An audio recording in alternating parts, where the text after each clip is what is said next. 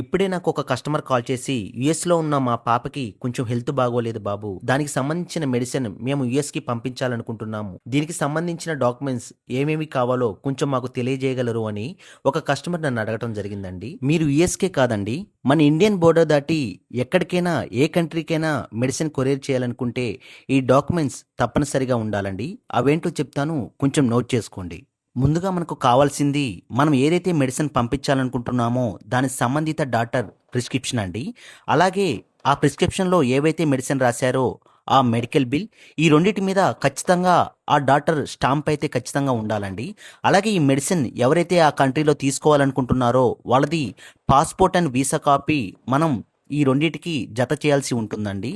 ఇప్పుడు నేను చెప్పిన 4 డాక్యుమెంట్స్ మీరు అరేంజ్ చేసుకోగలిగితే ఆ కంట్రీలో ఎటువంటి కస్టమ్స్ క్లియరెన్స్ లేకుండా ఈ షిప్మెంట్ అనేది ఆ కస్టమర్కి ఈజీగా చేరుకుంటుందండి. ఇంకా